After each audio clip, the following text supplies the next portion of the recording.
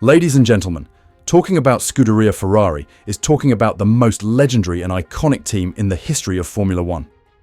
The Prancing Horse is not just a racing team, it's a symbol of motorsport itself. Ferrari has been part of Formula One since the very first season in 1950, and over the decades they have built the largest fan base in the racing world thanks to their legacy, their history, and their passion. But in 2025, the most successful team in Formula One could be facing something unthinkable. 17 long years without a single championship. This isn't because of a lack of money or talent. Some of the greatest names in motorsport have driven for Ferrari or worked for them in recent years. Yet the title has always slipped away. Instead, what we've seen is a cycle of mistakes, politics, and instability. So why hasn't Ferrari won a championship since 2008? What exactly has happened inside Maranello over all these years? And more importantly, is there any hope for the future of the Prancing Horse? Today, we'll break it all down in this deep dive into Ferrari's missing years of glory. The weight of history. To understand why this drought is such a big deal, we need to recognise Ferrari's history in Formula One. Since 1950, Ferrari has been the most decorated team in the sport.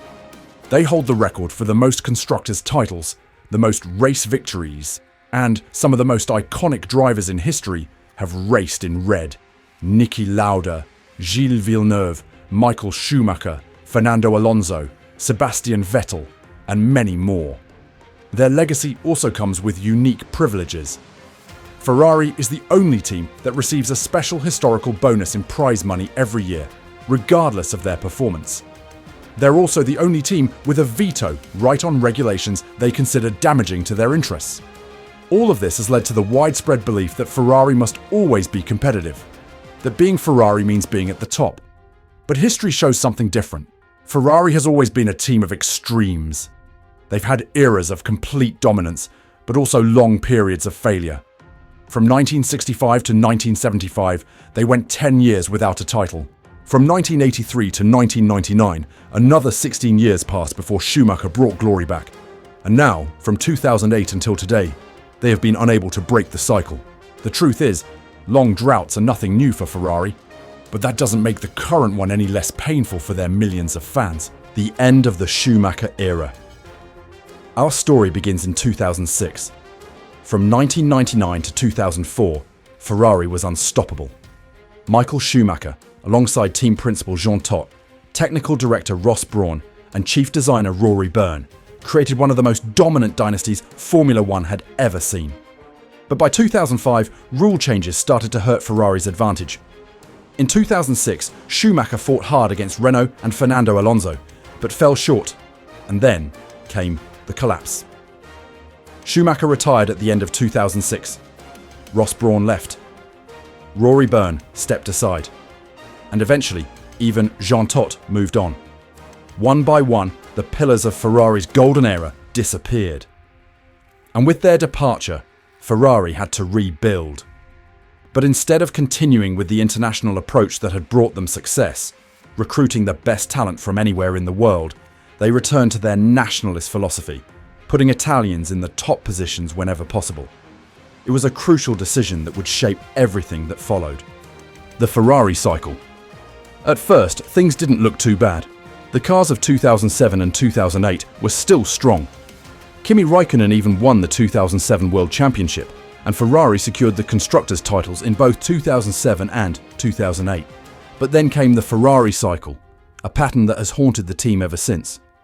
The cycle looks like this. 1. Hire new leadership and restructure. 2. Build a competitive car after a few years. 3. Lose the championship due to strategic mistakes, poor reliability, or driver errors. 4. Fire the leadership. 5. Restart the entire process from zero. This repeating loop has defined Ferrari since 2008. 2010, the Abu Dhabi disaster. After 2008, Ferrari's competitiveness began to fade. In 2010, they had a real chance with Fernando Alonso. Going into the final race in Abu Dhabi, Alonso was leading the championship. But then came one of the most infamous strategy errors in F1 history. Ferrari pitted Alonso too early, covering Mark Webber instead of focusing on Sebastian Vettel. Alonso got stuck in traffic and Vettel took the win and the championship. It was a catastrophic mistake that symbolized Ferrari's growing problem. Strategic failure under pressure. The Alonso years. Talent wasted. Between 2010 and 2014, Alonso drove like a man possessed. In 2012, he was leading the championship with a huge gap halfway through the season, but Ferrari's technical department couldn't keep up with Red Bull. Alonso fought until the very last race in Brazil, but Vettel won again. In 2014, things got even worse. The first hybrid car from Ferrari, the F14T, was a disaster. It was slow, unstable, and massively underpowered compared to Mercedes. Alonso left at the end of the year, frustrated after 5 seasons of near misses and wasted effort. Once again, Ferrari hit the reset button. The Vettel era, hope and collapse. With Alonso gone, Ferrari signed Sebastian Vettel, a 4-time world champion with Red Bull. Hopes were high that he could lead Ferrari back to glory, and in 2017 and 2018, it almost worked. The Ferrari car was fast, sometimes even faster than Mercedes. Vettel led the championship at points in both years, but then came the mistakes. In 2017, engine failures and a crash in Singapore destroyed their chances. In 2018, Vettel himself made key driving errors, combined with poor strategy calls from the team. By the end of 2018, the dream was over. Vettel's confidence was shattered, the Italian press was brutal, and Ferrari once again chose to restructure. Internal politics, the ego problem. One of Ferrari's biggest weaknesses has always been internal politics. Team principals and technical directors have often clashed for power. The Italian media adds constant pressure, and the Ferrari board in Maranello is notorious for making abrupt changes when results don't come quickly. This culture of instability means Ferrari has rarely had the long-term continuity needed to build sustained success. Mercedes had Toto Wolff, Red Bull had Christian Horner, but Ferrari kept changing leaders every few years. The Binotto era, from promise to disaster. In 2019, Mattia Binotto took over as team principal. At first there was optimism. The car was fast, but soon it was revealed that Ferrari's engine was operating in a grey area of the rules. The FIA investigated, and although the details were never made public, Ferrari was quietly forced to change its power unit. The result? In 2020, Ferrari had one of their worst seasons in decades. They finished 6th in the constructors' standings. For Ferrari, it was humiliating. Binotto promised to focus on the 2022 regulations when Formula One introduced a new generation of ground effect cars. And in early 2022, Ferrari finally looked back on top. Charles Leclerc won races, and the team led both championships. But then, the old problems returned. Terrible strategy calls, poor reliability, development that fell behind Red Bull.